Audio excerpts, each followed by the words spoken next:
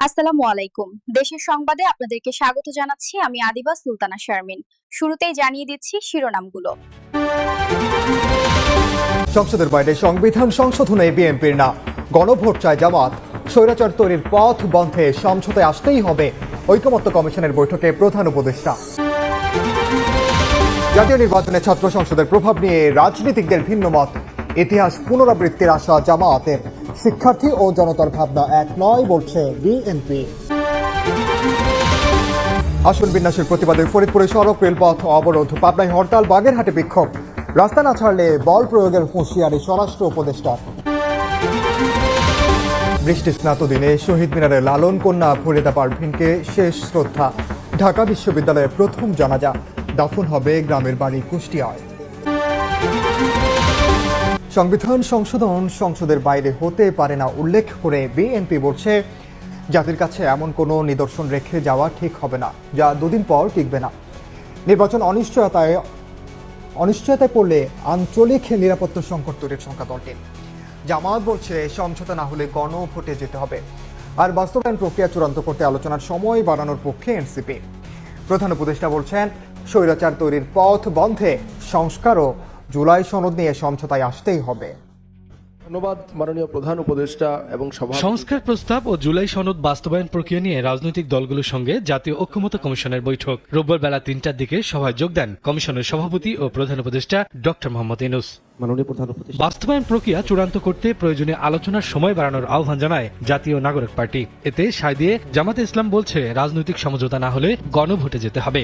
আরো কিছুদিন সময় যদি পায়, সেক্ষেত্রে রাজনৈতিক দলগুলো আমরা আলাপ আলোচনার মধ্য দিয়ে এবং কমিশনের সহায়তায় এবং সহযোগিতায় আমরা একটা ইতিবাচক সিদ্ধান্তের দিকে অগ্রসর হওয়ার পথে আমরা অগ্রসর হতে পারবো। রাজনৈতিক দল অংশ হতে পারবে না, যাদের অভিপ্রায়ে অংশগ্রহণকারী সরকার এবং সেই সরকারের প্রতিশ্রুতি, সেটা বাস্তবায়নে আমরা জনগণের কাছে দিতে।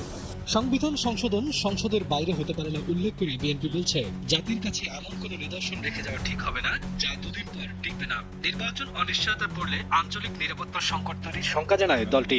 যে সমস্ত সংস্কার প্রস্তাবগুলোতে একমত হয়েছি, তার মধ্যে আশু বাস্তবায়নযোগ্য, মধ্যমেয়াদী বাস্তবায়নযোগ্য, যেগুলো কনস্টিটিউশনকে স্পর্শ করে না, সেগুলো এখনই বাস্তবায়নের উদ্যোগ নিন এবং বাস্তবায়ন হচ্ছে। যে কোনো আমাদেরকে নেক্সট ইলেকশন যে টাইম লাইন আপনি ঘোষণা করেছেন, নির্বাচন কমিশনকে নির্দেশনা দিয়েছেন, সেই টাইম লাইনে নির্বাচন। রাজনৈতিক দলের প্রতিনিধিদের বক্তব্য শেষে প্রধান উপদেষ্টা বলেন, স্বৈরাচার তৈরির সব পথ বন্ধ করতে সংস্কার ও জুলাই সনদ নিয়ে সমঝোতার আসতেই হবে। এখান থেকে বের হওয়ার কোনো উপায় নেই। ফেব্রুয়ারির প্রথমার্ধে নির্বাচনের মাধ্যমে জাতির নবজন্ম হবে বলেও আশা করেন ডক্টর ইউনূস। আমরা বারে বারে বলছি, ফেব্রুয়ারিতে নির্বাচন হবে, ফেব্রুয়ারির প্রথমার্ধে নির্বাচন হবে। সেই নির্বাচন এটা মহোৎসবের নির্বাচন হবে। সব পথঘাট বন্ধ করা, স্বৈরাচার আর কোনো দিক থেকে যেন বাইরে আসতে না পারে আমাদের, এইটি আর কিচ্ছু না। তো সেই স্বৈরাচারকে বন্ধ করতে হলে আমাদেরকে সব একমত হয়ে এটা করতে হবে। দ্বিমতের কোনো জায়গা এখানে নাই। একান্ত আবেদন, যখনই আপনি এই সনদ করবেন, কোলাকুলি করে যে হ্যাঁ আমরা একমত হয়ে গেছে। প্রধান উপদেষ্টা আরো বলেন, রাষ্ট্র মেরামতের কর্মযজ্ঞে ব্যর্থ হওয়ার কোনো সুযোগ নেই। যদি আমরা আমাদের এগুলো ফয়সালা করে ফেলতে পারি, তাহলে এটা মহা উৎসব এবং জাতির সত্যিকার নবজন্ম হবে। মতাদর্শের ঊর্ধ্বে গিয়ে সবাইকে সঙ্গে নিয়ে কাজ করার প্রতিশ্রুতি দিয়েছে ডাকসুর নতুন নেতৃত্ব। কার্যনির্বাহী পরিষদের প্রথম আনুষ্ঠানিক সভায় আগামী 1 বছরের জন্য প্রতিনিধিদের ভূমিকা কী হবে তা নিয়ে পরিকল্পনা গ্রহণের সিদ্ধান্ত নেওয়া হয়েছে। এছাড়া ডাকসু থেকে যে 5 জন সিনেট সদস্য হতে যাচ্ছেন ঘোষণা করা হয়েছে তাদের নামও। অর্ধযুগ পর নতুন ছাত্র সংসদ পেয়েছে ঢাকা বিশ্ববিদ্যালয়। রোববার সকালে অনুষ্ঠিত হয় ডাকসুর প্রথম কার্যনির্বাহী পরিষদের সভা। বিশ্ববিদ্যালয়ের প্রশাসনিক ভবনে উপাচার্য ও ডাকসু সভাপতি ডক্টর নিয়াজ আহমেদ খানের সভাপতিত্বে উপস্থিত ছিলেন নবনির্বাচিত ভিপিজিএস সহ ডাকসুর কার্যনির্বাহী পরিষদের সদস্যরা। সভায় আলোচিত বিষয় ও বিভিন্ন সিদ্ধান্তের কথা জানান জিএস এস এম ফরহাদ। বলেন, রাজনৈতিক ভেদাভেদের ঊর্ধ্বে গিয়ে সব মতাদর্শের শিক্ষার্থীদের সঙ্গে নিয়ে কাজ করার সিদ্ধান্ত নেওয়া হয়েছে। আগামী 1 বছরে পরিষদের সব সদস্যের কি ভূমিকা হবে সেটি নিয়ে কার্যনির্বাহী পরিকল্পনা গ্রহণের সিদ্ধান্ত নেওয়া হয়েছে। আজকে থেকে আমরা শিক্ষার্থীদের প্রতিনিধি হয়ে যে মতেরই থাকি না কেন, যে দলের যে মতের যে চিন্তার পার্সোনাল যা থাকুক না কেন, আমরা সবকিছু পেছনে রেখে শিক্ষার্থীদের প্রতিনিধিত্ব করে শিক্ষার্থীদের ভয়েসগুলো রেজ করতে চাই, শিক্ষার্থীদের জন্য কাজ করতে চাই, সবার প্রতিনিধি হয়, সবাইকে ধারণ করে। সেই জায়গাটাতে আমরা একমত হয়েছি।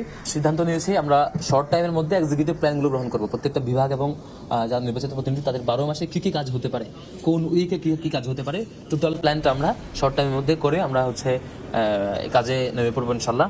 নবনির্বাচিত ভিপি সাদিক কায়েম বলেন, ডাকসু নির্বাচনে কারো জয় পরাজয় হয়নি, বরং নির্বাচন হওয়ায় বিজয় হয়েছে সবার। বিজয় হয়েছে জুলাইয়ের। হার জিতের কিছু নেই, আমরা সবাই জিতে গেছি। ডাকসু নির্বাচনের মাধ্যমে জুলাই প্রজন্ম বিজয়ী হয়েছে। আমরা নির্বাচনের আগে যেভাবে ভোট দিয়েছিলাম, আমরা এখনো ডাকসু থেকে সিনেটের 5 জন সদস্য কে হবেন তা ঘোষণা করেন GS S M Farhad. VP GS AGS সহ সদস্যদের মধ্যে সর্বোচ্চ ভোটপ্রাপ্ত সাবিকুন নাহার তামান্না এবং অনাবাসিকদের প্রতিনিধিত্ব নিশ্চিত করতে পরিবহন সম্পাদক আসিফ আব্দুল্লাহ হবেন সিন্ডিকেট মেম্বার। এছাড়াও ডাকসুর কোষাধ্যক্ষের দায়িত্ব কে নেবেন তা নিয়ে দ্রুতই সিদ্ধান্ত নেওয়া হবে। 33 বছর পর নির্বাচিত নেতৃত্ব পেয়ে উচ্ছ্বসিত জাহাঙ্গীরনগর বিশ্ববিদ্যালয়ের শিক্ষার্থীরা। ক্যাম্পাস থেকে লেজুর ভিত্তিক রাজনৈতিক কর্মকাণ্ড নির্মূলের আশা প্রকাশ করেছেন ভিপি। আর শিক্ষার্থীদের স্বপ্নের ক্যাম্পাস করার প্রত্যাশা জিএসএল। 33 বছর পর হলো ডাকসু নির্বাচন। নানা শঙ্কা আর নাটকীয়তার পর শিক্ষার্থীদের নতুন নেতৃত্ব জাহাঙ্গীরনগর বিশ্ববিদ্যালয়ে। ফল ঘোষণার পরদিন রোববার বৃষ্টিস্নাত ক্যাম্পাসে দুপুরের পর থেকেই দেখা মেলে শিক্ষার্থীদের পদচারণা। নিজেদের ভোটে প্রতিনিধি নির্বাচিত করতে পেরে উচ্ছ্বসিত তারা। প্রত্যাশা, ঐতিহ্য ও সংস্কৃতি ধরে রেখে শিক্ষার্থী বান্ধব ক্যাম্পাস তৈরিতে কাজ করবেন নবনির্বাচিত ডাকসু সদস্যরা। আমরা আশা নিয়ে ওনাদের ভোট দিয়েছি, আমাদের ভোটে বেশিরভাগই জয়যুক্ত হয়েছে।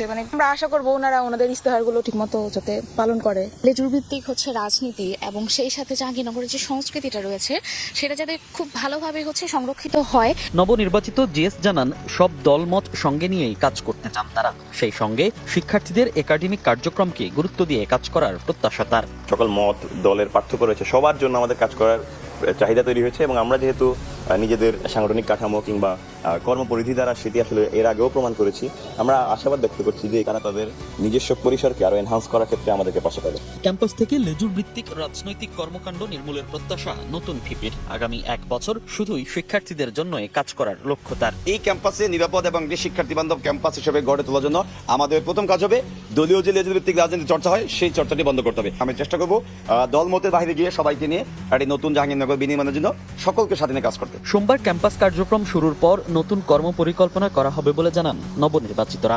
ডাকসুর ফলের প্রভাব জাতীয় রাজনীতিতে পড়বে কিনা তা নিয়ে ভিন্নমত রয়েছে বিএনপি ও জামায়াতের। ঐতিহাসিক প্রেক্ষাপট টেনে আশাবাদী জামায়াত নেতারা বলছেন, ডাকসুর প্রভাব যে জাতীয় নির্বাচনের পরে তার বড় নজির 70-এর নির্বাচনে আওয়ামী লীগের জয় ও 91-এ বিএনপির সরকার গঠন, যার পুনরাবৃত্তি ঘটতে পারে এবারও। তবে বিএনপি নেতারা বলছেন, বর্তমান বাস্তবতায় ছাত্র সংসদের ফলাফল তেমন প্রভাব ফেলবে না সামগ্রিক রাজনীতিতে। ফারুক ভূঁইয়া রবিনের রিপোর্ট। অর্ধযুগ পর গত মঙ্গলবার অনুষ্ঠিত ঢাকা বিশ্ববিদ্যালয় কেন্দ্রীয় ছাত্র সংসদ ডাকসু নির্বাচনের ফলাফল ঘিরে নানা পর্যালোচনা বিশ্লেষণ রাজনৈতিক অঙ্গনে। এবারের নির্বাচনে ডাকসুতে কেবল প্রথমবারের মতো জয়ই নয়, সব মহলকে চমকে দিয়ে 28 পদের 23টিতে নির্বাচিত হয়েছে শিবির সমর্থিত প্যানেল। এমনকি হল সংসদ নির্বাচনেও স্বতন্ত্রদের যে জয় জয়কার, সেখানেও ছিল শিবিরের সমর্থন। 2 দিন বাদে অনুষ্ঠিত জাহাঙ্গীরনগর বিশ্ববিদ্যালয় কেন্দ্রীয় ছাত্র সংসদ ডাকসু নির্বাচনেও 25 পদের মধ্যে জিএস এজিএস সহ 20টিতে নিরঙ্কুশ জয় পায় শিবির। বিপরীতে 2 কেন্দ্রীয় ছাত্র সংসদে কোনো পদেই ছাত্র দলের জয় না পাওয়া অবাক করেছে নানা মহলকে। দেশের গুরুত্বপূর্ণ 2 বিশ্ববিদ্যালয়ে নিজেদের ছাত্র সংগঠনের সাফল্যে আগামী নির্বাচনে বাড়তি সুবিধা পাওয়ার আশায় জামায়াত। ঐতিহাসিক কিছু নজির টেনে দলটির নেতারা বলছেন, ক্যাম্পাসের গণ্ডি পেরিয়ে ডাকসুর ফলাফল প্রভাব ফেলবে জাতীয় রাজনীতিতেও। 70-এর গণঅভ্যুত্থানের পর সেই ডাকসু পরবর্তীতে কিন্তু যারা ছাত্রলীগ সেখানে বিজয় হয়, সেটার প্রভাবটা আমরা লক্ষ্য করেছি। আওয়ামী লীগ ক্ষমতায় চলে আসে 70-এর নির্বাচন। আবার 90-এর দশকে দেখা যায় সে সময় যে ডাকসুটা হয়েছে, পরে সরকার আসছে আবার বিএনপি, ডাকসুতে ছাত্রদল বিজয় হয়েছে। আমরা আশা করছি আগামী দিনের নির্বাচন সহ জাতীয় রাজনীতিতে ডাকসু একটা অবশ্য অনিবার্য একটা প্রভাব লক্ষ্য করা যাচ্ছে।